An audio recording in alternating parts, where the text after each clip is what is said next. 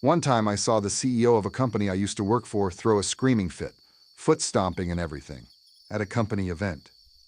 Apparently, the employees weren't listening to the band he had arranged to perform, and were all just mingling and talking by the bar instead. Him. This is my company. This is my party. This is my favorite band. Several of us had to turn our heads away, we were laughing so hard. I used to work with a doctor who would walk by and just touch something he wanted you to bring to him. Like he'd touch a stapler and tell you to bring that to him, instead of just picking it up right there. This went on until we hired an older nurse who had no more F's to give, if you get my drift. The first time he tried it with her, she told him to just take what he needed, because otherwise, he wouldn't like how she brought it to him. My dad is Kevin in this tale. Much of my childhood was my mom explaining, often in a futile effort, why Kevin's ludicrous plans didn't make sense. Here are some of the things he got up to.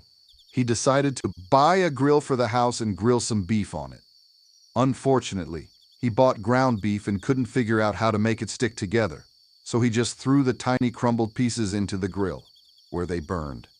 In a fit of rage, he threw the grill and set the lawn on fire. That's right, he couldn't make literal ground beef stick together. He saw the humidity was 100% on a weather app and put on swim trunks because he thought this meant there would be water outside. I didn't even know how to respond to this. He was astonished when my mom got a kidney infection because he thought only men had kidneys. It took him over an hour of lively discourse with her urologist to convince him that his wife wasn't intersex and didn't know it.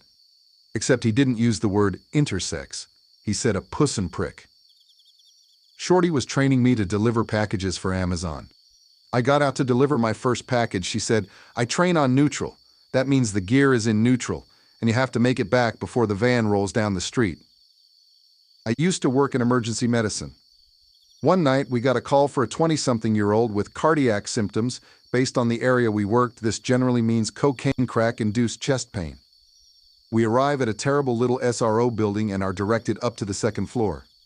Our patient is crawling towards us, and upon seeing us yells, "Get me a priest." My bullshit meter is ringing at full volume, but all the other residents are coming out to see what's happening, so we carry him down to the ambulance to evaluate him. I ask his medical history, and he says a 5+ syllable word that I hadn't heard since medical school. Shit, I clearly remember thinking. We put him on the monitor and he's in atrial fibrillation. Not a good heart rhythm, not the worst, but weird for someone so young. At about 180 beats per minute, entirely too fast. We get an IV, give a drug called amiodarone with a bunch of fluids and dude perks, back up pretty quickly.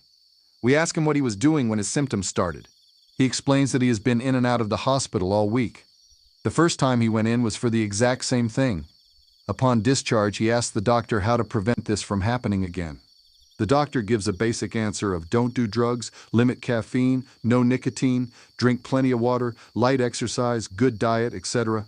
Dude gets home and can only remember that the doctor said to drink lots of water. He downs almost 3 gallons of water before his salt levels are relatively so low that he calls 911 again. Upon discharge number 2, he asks the same doctor how to avoid this happening again. The doctor, who I'm sure was dumbfounded, tells him something along the lines of, "Don't chug 3 gallons of water." Upon getting home, he remembers the doctor as having said not to drink water.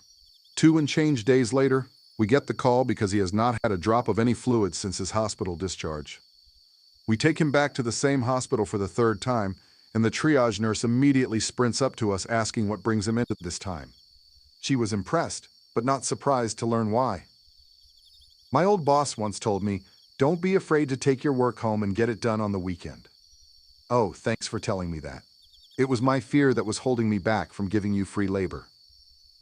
When I joined the company I work for currently, they had me write a short bio for the website. Among other things, I said that I had 15 years of experience in the industry. 5 years later, we redid the site.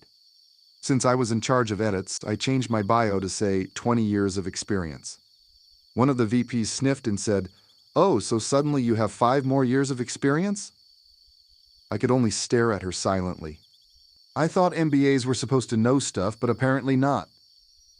Not my boss, but I was in Walmart one day. I heard someone I assume was the manager telling an employee, "Don't think of it as punishment.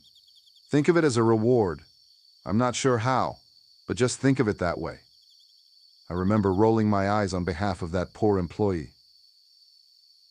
I was a 911 operator, and once had a guy call who was crying and freaking out because his girlfriend was bleeding to death. Of course, this is serious, and medical got rolling until we, the ambulance dispatcher was patched in too, could hear the girlfriend in the background telling him to knock it off. She was on her period. He just wailed into the phone that it wasn't normal. She was bleeding to death. She finally got the phone away from him and was super cool. She said she'd explain it to him. That made us all laugh for a while. First day on a new job, my boss was discussing standard office policies. He said, "And I'd like to point out that we have an open door policy here." I said, "Oh, great. So if I have a problem, I can come to you?" He said, "No, I mean keep your office door open at all times." Oh.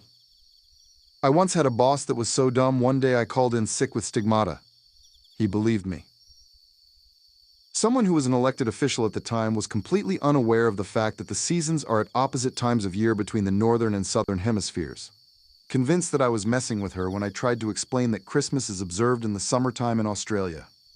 She turned to Google, confirmed that the date for Xmas is December 25th, and decided that I was indeed full of shit.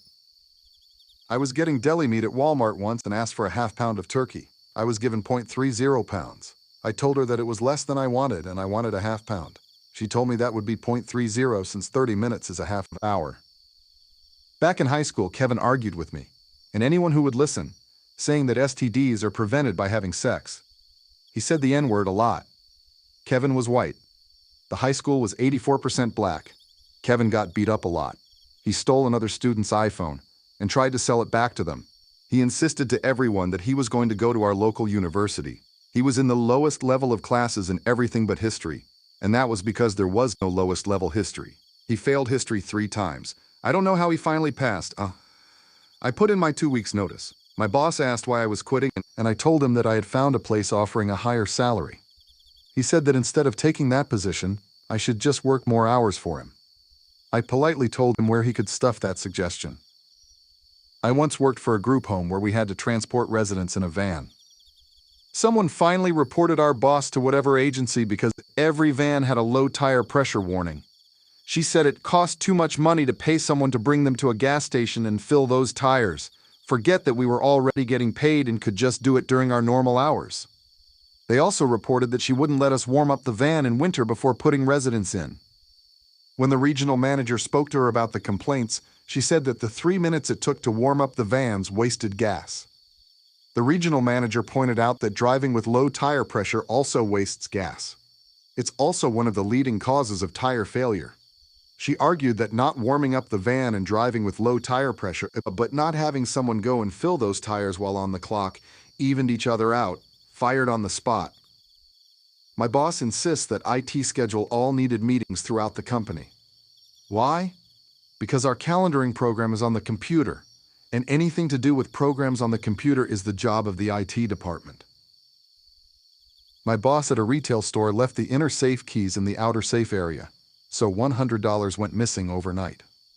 Since I was the one who discovered it the next morning, she decided to fire me to make it look like it was my mistake. I filed for unemployment. My former boss then tried to deny my claim, saying I had been fired for cause. I asked for a review. At the review hearing, the unemployment agency asked my former boss why I had been fired. I expected a story about the keys, which I was prepared to defend. Instead, she said that I had padded some numbers and incorrectly recorded some wage information. I realized she was talking about how I had recorded one of her mistakes, where she had overstated something by $50 or whatever. A person on the review board asked my former boss how I should have recorded the amount. My former boss then went into some bizarre explanation about how I should have subtracted the amount from another area or whatever to make the books balance.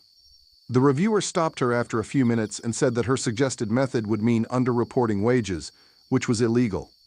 She then said that they would be sending a copy of my claim to the local tax office in case they wanted to conduct an audit, since my former boss had said that was their procedure. I also got my unemployment approved.